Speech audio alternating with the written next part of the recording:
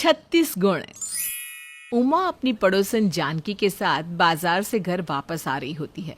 तब जानकी कहती है, क्या हुआ उमा, इतने दिनों से अपने बेटे के लिए लड़की ढूंढ रही है, अब तक मिली नहीं क्या?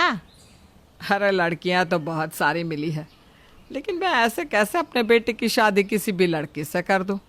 कोई अच्छी लड़की तो मिलनी चाहिए ना शादी करने के लिए भी। अरे अच्छी लड़कियां तो तुझे बहुत मिली है, लेकिन तू भी कम नहीं है। हर किसी में कोई ना कोई कमी निकाल ही देती है तू। अब क्या तेरे लिए बहू हूर की परी आएगी? अरे नहीं नहीं, मुझे हूर की परी जैसी बहू नहीं चाहिए, मुझे तो धरती की बहू ही चलेगी। जिस तरह से तू हर लड़की को मना कर रही है ना, उसे देखकर तो लग रहा है जैसे तुझे हूर की परी जैसी बहू चाहिए। देख ले कहीं ऐसा ना हो कि तेरे बेटे की उम्र ही निकल जाए। अरे ऐसा कैसे उम्र निकल जाएगी? मैं तो अपने बेटे के लिए 36 गुण वाली बहू लाऊंगी, जिसके पूरे 36 के 36 गुण मिले, तभी शादी के लिए हाँ करूंगी। बस फिर तो हो ही गई तेरे बेटे की शादी।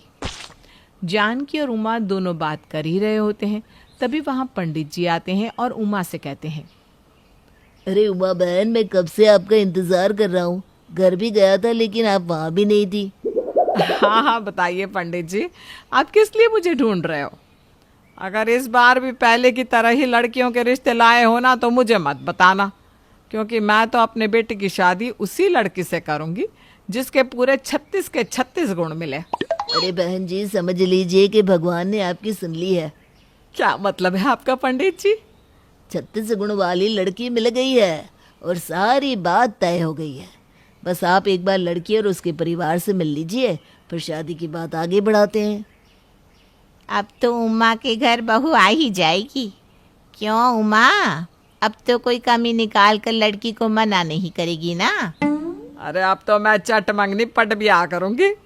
पंडित जी आपके मुंह में दही शक्कर, बस ये रिश्ता तय हो जाए, फिर तो मैं अपने बेटे की ऐसी शादी करूंगी कि लोग भी देखते रह जाएंगे। उमा पंडित जी की बात सुनकर बहुत ज्यादा खुश हो जाती है और कुछ ही दिनों बाद शादी के लिए लड़की देखने चली जाती है। उमा को लड़की बहुत ही अच्छी लगती है और वो कुछ ही दिनों के अंदर अपने बेटे की शादी प्राची नाम की लड़की से करवा देती है। शादी के 2 दिन बाद प्राची सुबह सुबह मंदिर में पूजा कर रही थी और जोर जोर से आरती गाते हुए घंटी बजा रही थी। अरे बहू, अभी सुबह होने में बहुत समय है, तूने इतनी जल्दी क्यों गाना बजाना शुरू कर दिया? माँ जी, मैं कोई गाना बजाना नहीं कर रही हूँ, मैं पूजा कर रही हूँ। आप भी उठ जाइए और जल्दी से नहा लीजिए, मैंने नाश्ता बना दिया है आपके लिए। अरे बहू, आमतौर पर लड़कियां शादी के 1-2 दिन बाद तक ही अच्छी बनी रहती है। अब तो तुझे आए 2 दिन भी हो गए, अब तो अपना घर समझ और ये सब फॉर्मेलिटी ना रहने दे। माँ जी, आप बिल्कुल सही कह रही हैं। मैं अपना घर समझ कर ही तो यहाँ पर इतने बदलाव कर रही हूँ। अब से रोज़ सुबह हर कोई जल्दी उठेगा और नहा लेगा। अरे बहू, मुझसे ना सुबह जल्दी नहीं उठा जाता और ना ही जल्दी उठकर नहाने की आदत है, तो तू इस बात के लिए तो मुझे माफ़ी कर दे। माफ़ तो माँ जी आप मुझे कर दो, क्योंकि आपकी एक भी बात मैं नहीं मानने वाली हूँ। मैंने बोल दिया मतलब बोल दिया। अब आप रोज़ सुबह जल्दी उठोगी और नहाओगी भी। प्राची एक सर्वगुण संपन्न बहू की तरह घर में रहती। शुरू शुरू में तो उमा को ये सब अच्छा लगा था, लेकिन जब बाद में यही सब उमा पर भारी पड़ने लगा तो उसे दिक्कत होने लग गई। कुछ दिनों बाद उमा और उमा के बेटे मोहन का रसमलाई खाने का बहुत मन कर रहा था, तो मोहन प्राची को बुलाता है। प्राची, माँ और मेरा रसमलाई खाने का बहुत मन कर रहा है, तुम भी चलो हमारे साथ। आज हम तीनों बाहर रसमलाई खाने चलते हैं। इसी बहाने हम तीनों एक साथ इतने दिनों बाद बाहर घूमने भी चलेंगे। ये कोई बाहर जाने का समय है मोहन जी? अब सोने का समय हो रहा है, तो आप दोनों को बाहर जाना याद आ रहा है? अरे तो क्या हुआ बहू, यही सब छोटी छोटी चीजें तो परिवार को एक साथ जोड़े रखने में मदद करती है।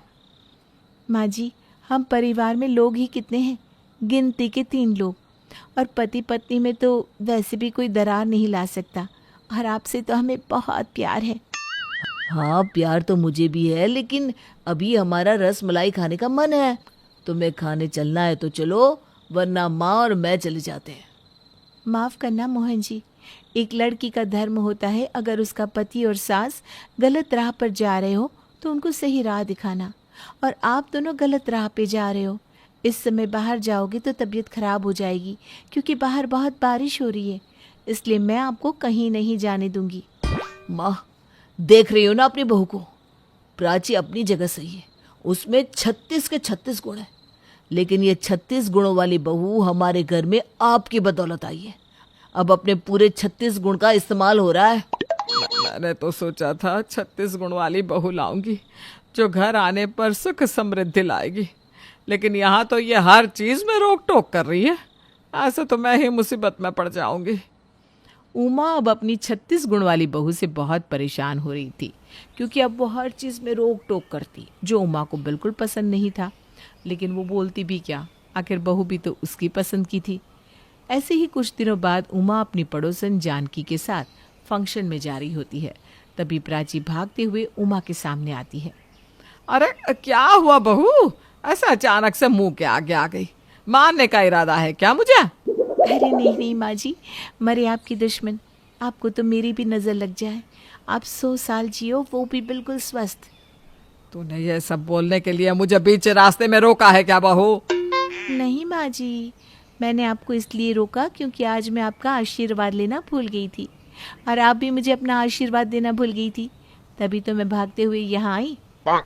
बस इतनी सी बात के लिए तुझे इतनी दूर मेरे पीछे पीछे आने की जरूरत पड़ गई? ये सब काम तो तब भी हो ही जाते ना जब मैं वापस घर आती। ये अभी करना क्या जरूरी था? हाँ माँ जी, ज़रूरी नहीं, बहुत ज़्यादा ज़रूरी था। मैं घर का कोई भी काम तब तक नहीं करती जब तक मैं आपका और मोहन जी का आशीर्वाद ना ले लूं।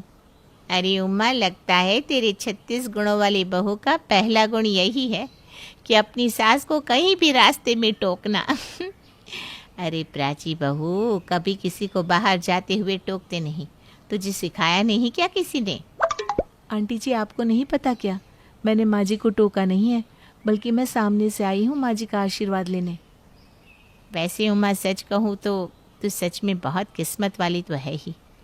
36 गुण वाली बहू मिली है जो तेरी इतनी सेवा करती है, मुझे तो बहुत पसंद आई। अब तक मैं खुद ही परेशान हो गई थी अपनी पसंद की लाई 36 गुण वाली बहू से, लेकिन अब जब मेरी बहू की इतनी तारीफ हो रही है तो सच में बहुत अच्छा भी लग रहा है। उमा जो अपनी 36 गुणों वाली बहू से परेशान होने लग गई थी, लेकिन अब कहीं ना कहीं उमा को उसकी बहू पसंद आने लग गई थी।